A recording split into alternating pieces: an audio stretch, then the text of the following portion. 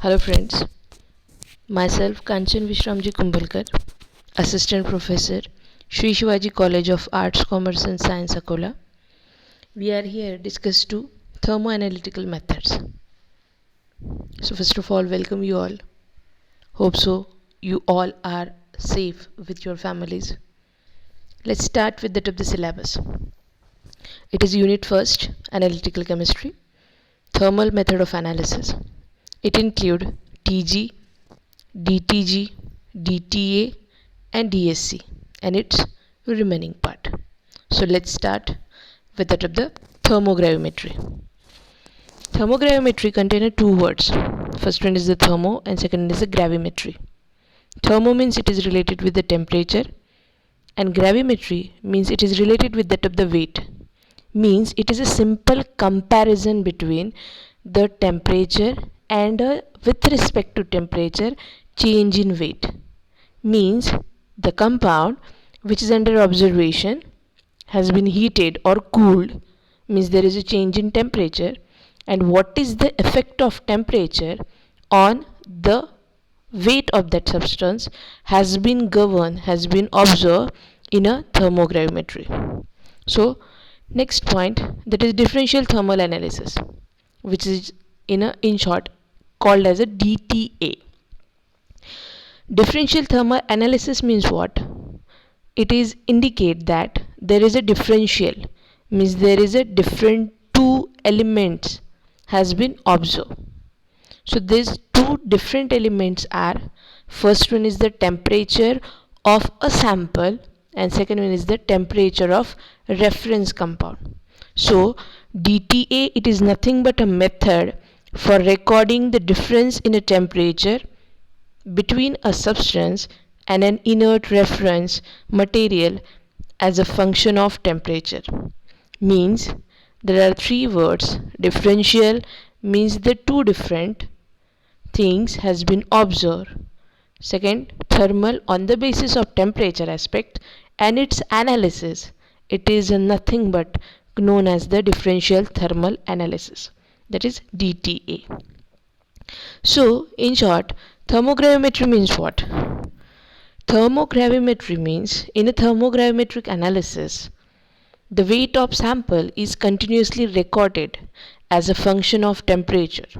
Means with respect to temperature, what is the effect of weight of that particular substance takes place, that is observed in a thermogravimetric analysis, which is counted as a TGA. The result is expressed in the form of thermogram, which is a plot of weight versus temperature. So basically what is meant by thermogram? This is the thermogram. It's basically characteristic features of the thermogram. Thermogram, it is nothing but a simple graph between the weight versus temperature. Means with respect to the temperature, what is the effect of weight, what is the effect on weight has been observed, and that has been put in a graph that is known as the thermogram.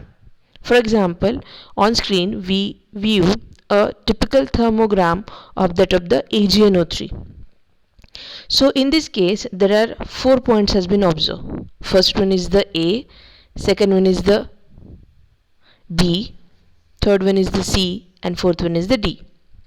A to B, there is a parallel slope to the temperature level. Means AB, in a AB region, the AgNO3 is not disturbed. The weight of AgNO3 remain constant. Means as you are increasing a temperature up to the 473 degrees Celsius, there is no change in weight of a AgNO3. But when you increase the temperature successively above the 473 degrees Celsius, then the weight of substance, that is AgNO3, has been suddenly decreases, and that has been remain up to the 608 degrees Celsius. And finally, from that of the 608 degrees Celsius to onward temperature, there is no effect of temperature on a weight. Means A to B, there is no weight loss as you increase the temperature. Then B to C, as you are increasing the temperature, there is a sudden and more weight loss takes place, which is observed.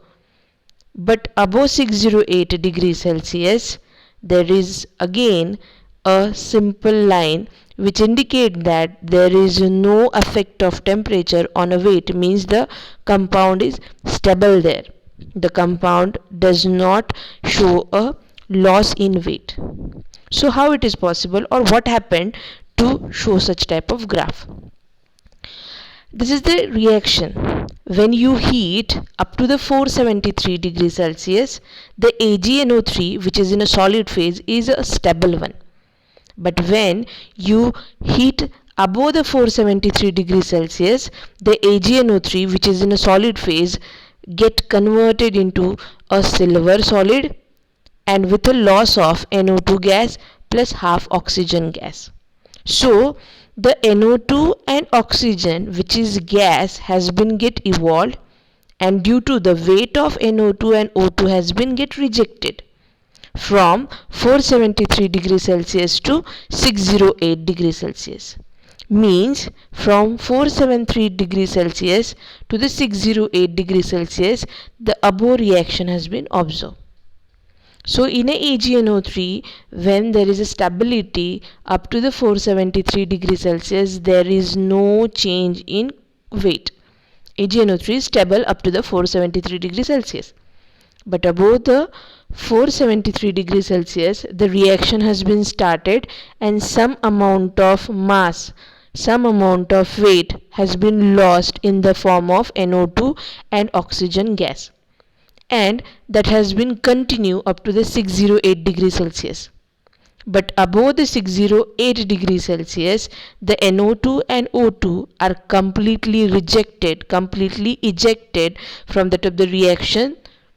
So there is only a silver has been remain in a solid phase, and means at 608 degrees Celsius and above the 608 degrees Celsius, metallic silver alone can exist and there is no further change in the weight.